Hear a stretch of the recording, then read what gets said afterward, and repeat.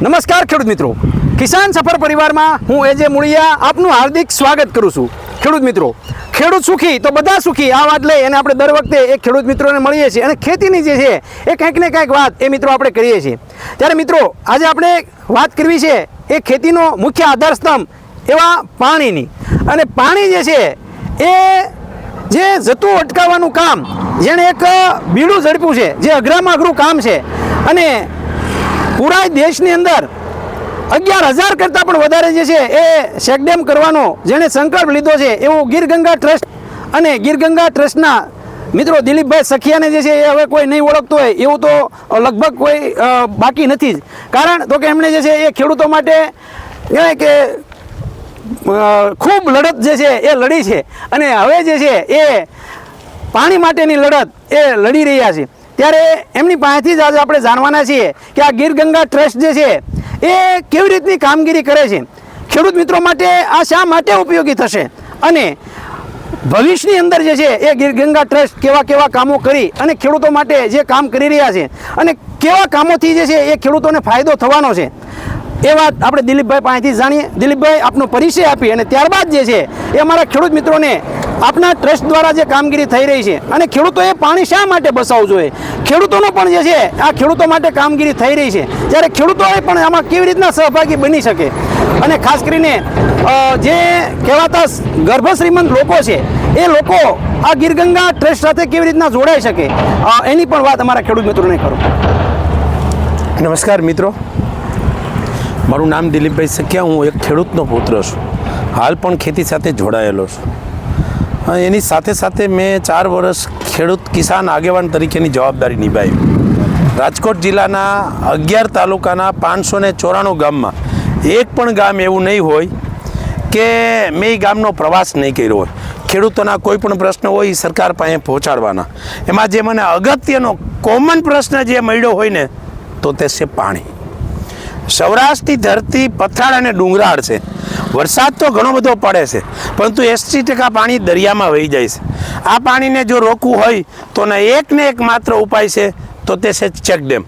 1986-87ના દુષ્કાળ પહેલાં આપની ધરતીમાં પાણીના સ્તર બહુ ઊંચા હતા, 50, 40, 30, 40, 50, 60 ફૂટે હતા, પરંતુ છતાં પણ 86-87-88ના દુષ્કાળમાં લોકોને પાણીના પ્રશ્નને ઘણી મુશ્કેલીનો સામનો કરવો પડ્યો હતો। હાલ આપણે જોઈએ તો અત્યારે પાણીના સ્તર દિવસે દિવસે બહુ નીચે વહી ગયા છે। જે 30-40 ફૂટે હતા તે 2,000, 3,000, 4,000 ફૂટે પાણીના સ્તર છે। હવે જો ક્યારેક નબળું વરસ પડે તો હવેનો સમય નથી કે આપણે આ મુશ્કેલીનો સામનો કરી શકીએ, તો એનો એક ને એક માત્ર વિકલ્પ છે કે ચેકડેમ। ખેડૂત આગેવાન તરીકે સરકારને પણ આ વિષયને લઈને ઘણી બધી રજૂઆતો કરી, પરંતુ સરકારને કામ કરવાની પદ્ધતિ એવી મુશ્કેલી અને એવી અટપટી છે કે જેને હિસાબે જે સિસ્ટમ અને જે ગતિથી કામ કરવું જોઈએ એ સિસ્ટમથી નથી થતું। તેને હિસાબે ગીર ગંગા પરિવાર ટ્રસ્ટ અને મારા સાથી મિત્રો બધાને સાથે મળી અને એક સરસ મજાનું અમારો NGO દ્વારા એક પછી એક ડેમ તૈયાર થાય એના માટેનો પ્રયત્ન કર્યો। અત્યારે ગીર ગંગા પરિવાર ટ્રસ્ટ પાસે 3,000 ડેમની યાદી છે કે જે 50,000થી માંડી અને 5 કરોડમાં તૈયાર થઈ શકે। તો ત્યાર પછી અમે એક ડેમ અને એક દાતા ગોતી હરવે છેલ્લા 1.5 વર્ષની અંદર અમે 150થી વધારે ચેકડેમો પૂરા કર્યા છે અને 11,111 ચેકડેમ બનાવવાનો સંકલ્પ કરેલો છે। પાણી ફરીથી ઉપર આવે અને ખેતી અને ખેડૂત સમૃદ્ધ બને એના માટેનો સતત પ્રયત્ન છે। સૌરાષ્ટ્રની ધરતીમાં અને સૌરાષ્ટ્રના ખેડૂતોમાં એવડી મોટી તાકાત છે કે જો એને 3 સિઝનનું પૂરતું પાણી દેવામાં આવે તો આપણા દેશની 140 કરોડ જનતાના પેટ ભરી શકે એટલું અનાજ પેદા કરવાની તાકાત આ સૌરાષ્ટ્રની ધરતીમાં છે। આપણે કહીએ કે વધારે મારી પાસે 200 ગાયો છે, જે વર્ષે વરસાદ સારો એ વખતે ગાયોનો ચારો મફત મળી જાય। તો નિર્ણય રિઝલ્ટ શું આવ્યું કે જો પાણી છે તો પશુને ચારો મળી જાય છે, પાણી છે તો પશુ પંખીને પણ ચારો મળી જાય છે, દેશના રાષ્ટ્રને ક્યાંક અનાજના ભંડારો ભરવામાં મદદરૂપ થાય છે, તો વિદેશ કદાચ આયાત થાય તો દેશને ઊંડિયામણ મળે છે, રોજગારી મળે છે। નાના તેમ કહીને કે પાણી છે તો ઓક્સિજન લેવામાં જે વૃક્ષ ઓક્સિજન આપે છે, વૃક્ષ પણ મજબૂત અને સારા થાય છે। તો સિમ્પલ ભાષામાં છે કે આ પ્રકૃતિ અને દેશનું જો વિકાસ અને રક્ષણ કરવું હોય તો મોટામાં મોટું જે મેન અગત્યનું કોઈ વિષય છે તો એ પાણી છે. આ પાણીને લઈ અને અમે ઘણું બધું કામ કરીએ છીએ. હું ચેનલ મારફત ખેડૂતોને પણ વિનંતી કરું છું કે ચોમાસાના 4 મહિનામાં 10-12 નાના મોટા વરસાદ પડે છે, એમાં 5-6 વરસાદ તો એવા હોય કે માન ખેતરની બહાર પાણી નીકળે. તો શક્ય બને તો દરેક ખેડૂતોએ પોતાના ખેતરના શેઢિયાના જે કાઢીઓ હોય એની બાજુની એક નાનામાં નાટો ખેત તલાવડી બનાવવી જોઈએ. છેલ્લી બાકી ન હોય તો 10x10નો એક ખાડો કરવો જોઈએ, જેથી કરી પહેલો ફાયદો તો ખેડૂતોને પોતાના ખેતરની માટી વધારે વરસાદ થાય તો એ 50%થી વધારે માટી એમાં જ રોકાઈ જાય. બીજા નંબરમાં જો દરેક ખેડૂત એવા ખાડા કરે તો સામાન્ય વરસાદ જ્યારે થાય છે તો એ પાણી જમીનના ભૂગર્ભમાં ઉતરે છે અને ખેતીને પછી બહુ અગત્યની રીતે જોઈને કે મહત્વના સમયમાં એ પાણી બહુ ખૂબ કામ આવે છે. એટલે મીડિયા મારફત ખેડૂતોને ખાસ વિનંતી કરું કે ખેત તલાવડી બનાવે.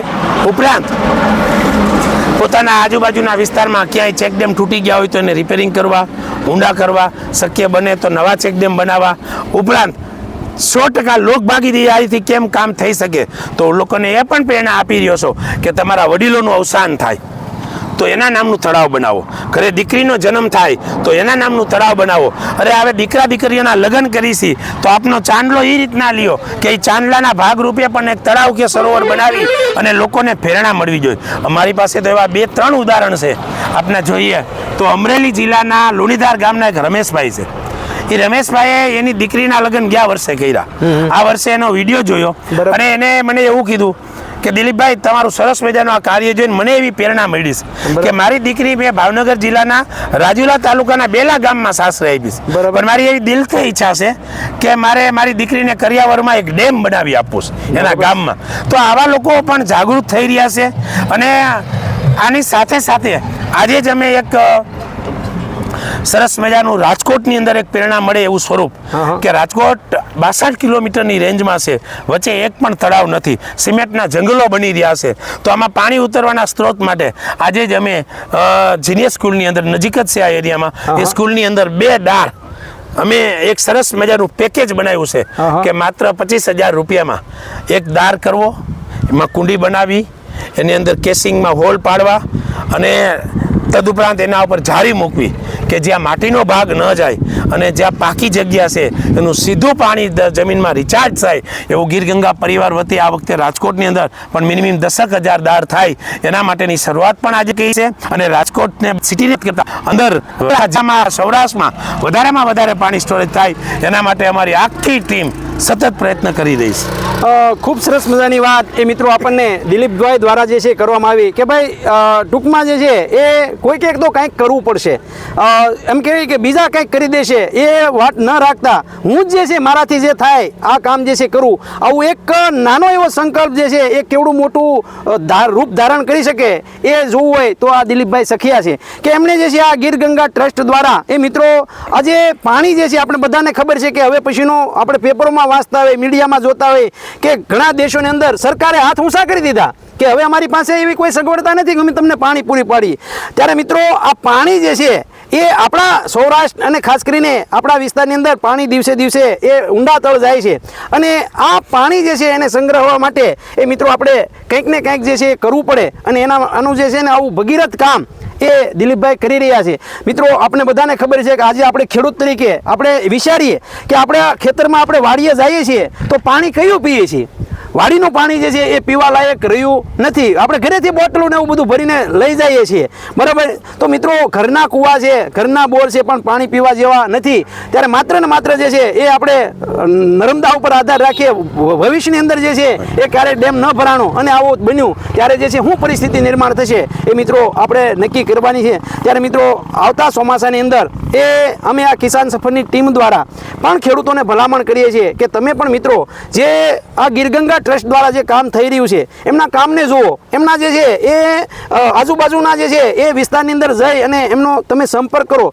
તો મિત્રો જે મિત્રો પાસે કહેવાય કે જે હમણાં વાત કરીને કે ભાઈ જન્મદિવસ ઉજવવો છે અને ખોટા 5-25 હજાર રૂપિયા બગાડે એવી રીતના જે છે એ ઘણા બધા જે છે આવા રીતના પૈસાનો વેડફાટ કરતા હોય તો ચોક્કસ જે છે એ વેડફાટ જે આપણે કરીએ છીએ જે ખાઈને હવ કરી અને પૂરું કરીને વયા જાય છે એની સરખામણીમાં મિત્રો આવી રીતના જે છે એ ટ્રસ્ટ દ્વારા જે કામ થઈ રહ્યા છે એ ટ્રસ્ટને જો આપણે મદદરૂપ થશું તો જે છે એ આપણે કંઈક સંતોષ જે છે એ માની શકશું કે ના અમે પણ જે છે એ આના ભાગીદાર હતા. આમ કહીએ ને કે જ્યારે રામ સેતુ બંધાતો હતો બરાબર ત્યારે જે છે એ મોટા મોટા પથ્થર જે છે એ ખિસકોલી નથી ઉપાડી શકતી, પણ એ ધૂળમાં આલોટી રેતીની અંદર આલોટી અને એ જે છે એ હોળી જે છે એ પાછા રામ સેતુ ઉપર જઈને ખખેરતી હતી. અને કહેવાય ને કે ભાઈ એમાં જે છે એ ફૂલ નહીં તો ફૂલની પાંદડી તરીકેનું કામ એ મિત્રો ખિસકોલી જેવું કામ એ મિત્રો આપણે પણ ખેડૂત તરીકે કરી શકીએ. દિલીપભાઈ અમારા ખેડૂત મિત્રો માટે આપણે ખૂબ સરસ મજાની માહિતી આપી એ બદલ હું એજે મુળિયા આપનો ખૂબ ખૂબ આભાર માનું છું. આપનો મોબાઈલ નંબર ટ્રસ્ટનો આપો જેથી કરીને અમારા કોઈ ખેડૂત મિત્રોને જે છે આપનો સંપર્ક કરવો હોય તો તમારો સંપર્ક કરી શકે. ગીર ગંગા પરિવાર ટ્રસ્ટનું મહત્ત્વનું કામ છે કે વરસાદરૂપી જે અમૃતનું પાણી છે તે જમીનમાં ઉતારવું. એના બાબતમાં જે પણ ખેડૂત મિત્રોએ ક્યાંય પણ પોતાની આજુબાજુના વિસ્તારમાં કોઈ ચેકડેમ તૂટી ગયા હોય, કોઈ ચેકડેમ રિપેરિંગ કરવા પડે એમ હોય, કોઈ ચેકડેમને ઊંડા લેવા પડે એમ હોય, ક્યાંયની ઊંચાઈ વધારવી પડે એમ હોય તો અમારી સંસ્થાનો કોન્ટેક કરજો. અમારી પાસે એવા પણ બીજા 3,000 ડેમનું લિસ્ટ છે કે તમારા પ્રસંગો સ્વરૂપ એના ઉજવણીના ભાગરૂપે પણ તો તમારે ડેમ બનાવવો હોય તો 50,000થી માંડી અને 5 કરોડ લગીના કોઈ પણ બજેટમાં નાના મોટા ડેમો બની શકે છે. એટલે રિપેરિંગ કરવા અથવા કરાવવા, દાન આપવું અથવા એનો ઉપયોગ કરવો, ક્યાંય પણ અમારી સંસ્થાની જરૂર પડે તો દિલીપભાઈ સખિયા મારું નામ છે.